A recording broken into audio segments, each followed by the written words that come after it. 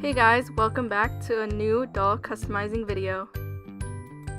In today's video, I'm going to be showing you how I created Isabelle from the game Animal Crossing.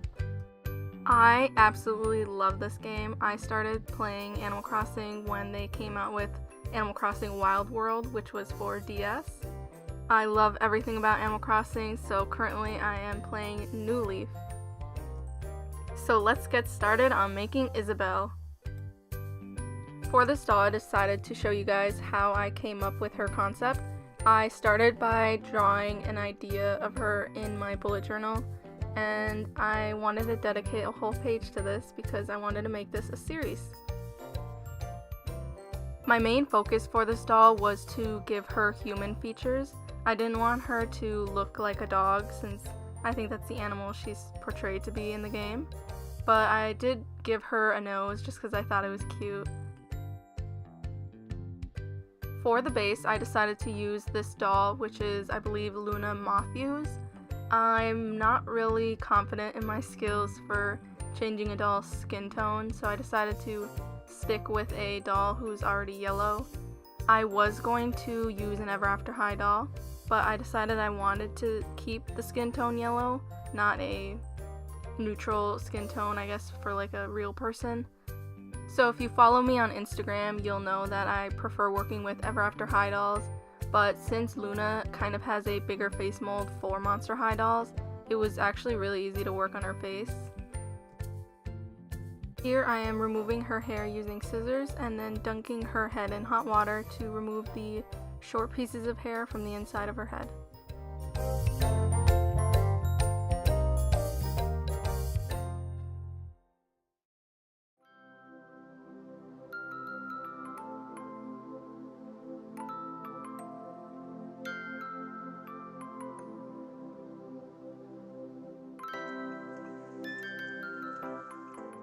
For her hair, I am using Golden Delicious by dollyhair.com, and I got it in the length medium because her hair is pretty short, but I didn't want to risk getting the short length and having it be too short.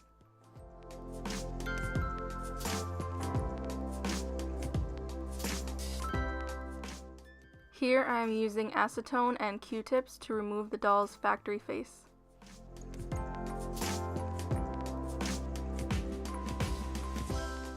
I also decided to repaint her scalp using yellow to hide the black paint that was left over. Here is her head completely rerouted. I did have to use a light blonde to fill in some spaces that I had left over. The yellow wasn't able to cover the whole head, so keep that in mind if you decide to order from dollyhair.com. This is actually my second attempt at her face. I didn't record the first time apparently, but I thought I did. Here I begin by blushing her cheeks, forehead, and nose using a soft pink pastel.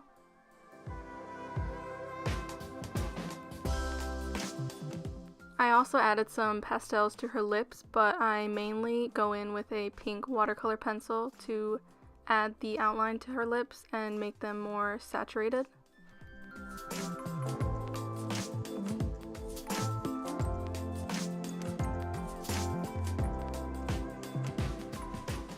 Next, I use a brown watercolor pencil to extend the corner of her lips out to give her more of a smile.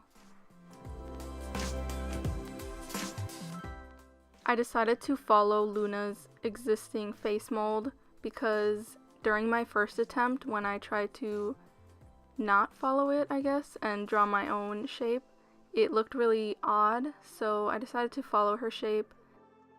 Following her existing face mold actually helped me out because it gave me a rough idea on where to place things so that her face came out even. Now I'm using a pink watercolor pencil to draw in the waterline of her eyes.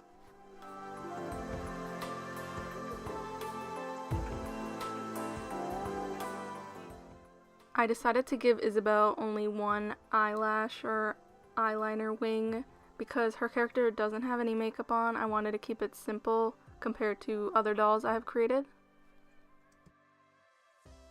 But for her bottom lashes, I decided to give her a few because it made her look more feminine. If any of you guys play Animal Crossing, feel free to visit my town using my dream address. It's displayed right above. Or if you want me to visit your town, feel free to leave it in the comments below.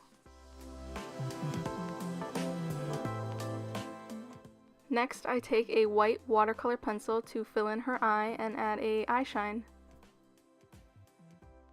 During my first attempt, I had given her blue eyes, and afterwards I had decided to stick with brown eyes because blue eyes looked a little mysterious on her, and I didn't want that. Since she is a very lovable character, I wanted her to have a very sweet expression.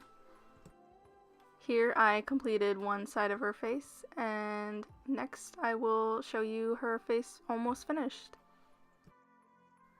Last minute I decided to give her that little cheek mark that she has on her character. It doesn't show up very much, which I'm fine with, but it is a pretty unique characteristic of Isabel, so I decided to add it. In my initial sketch of Isabel, I gave her full arched eyebrows, but again, last minute, I decided to give her soft, more straight eyebrows because I thought the angle might make her look more serious, which definitely isn't her character at all. I wanted her to have that sweet expression.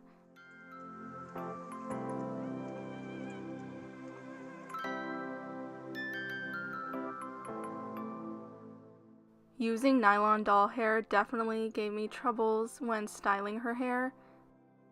I did manage to get the idea down, I think, but if I were making a character that looked more like Isabel in the game, then I definitely would use acrylic yarn, but since she is more human-like, I think this turned out pretty well.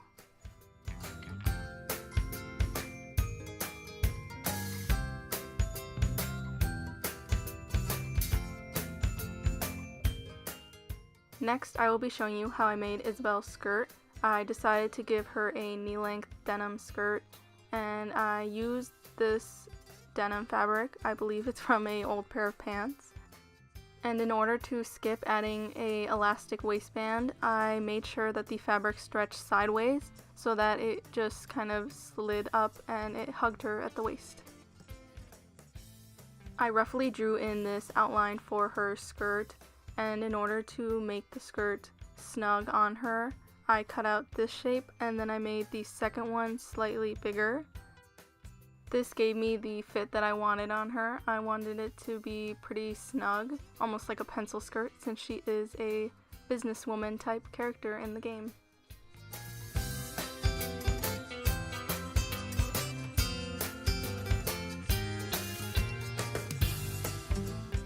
So I started by sewing one side of her skirt, and next I hemmed the bottom part of her skirt and the top waistline, and after that I just sewed the other side closed, and the skirt fit pretty well on her in the end.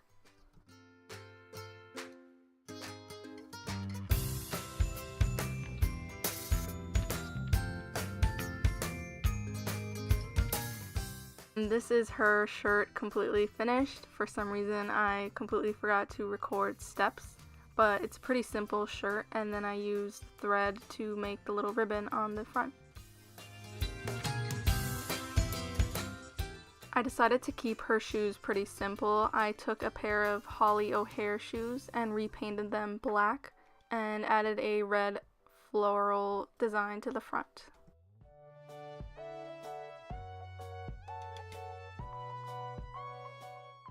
For her vest, I altered an existing pattern that I had created for dresses. As you can see, I use this pattern pretty often because of the little pin needle holes through the pattern. And what I did was I made the pattern slightly longer and slightly wider to fit her more in the shape that she has in her character. It's a little bit more boxy and wider. I'm also using the same white fabric I used for her t-shirt because I thought the only way I could get the pattern of her vest the way I wanted it to look, I would have to repaint it myself. And even though you'd assume that the vest would open in the front, I didn't want that bulky layer to be visible, so I made the opened part for her back, and I would add Velcro later.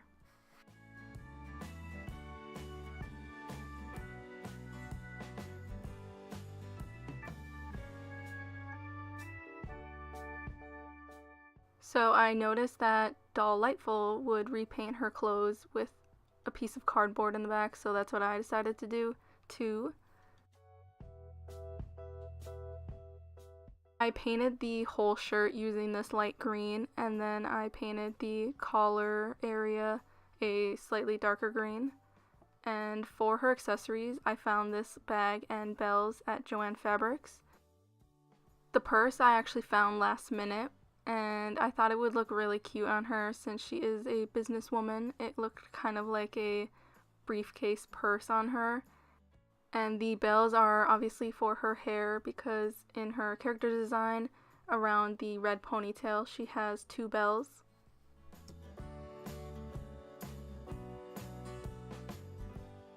In order to get these sharp lines around the plaid, I used Scotch tape.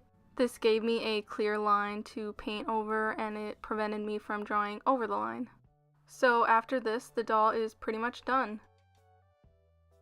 Here is Isabel all completed. I'm really happy with how she turned out. I think she has all the main points of her original character design, like the red ponytail with the bells in her hair, and the plaid vest with the red ribbon. If you guys want to see more pictures of Isabel, I will be posting more on my Instagram page, so you guys can go follow me there.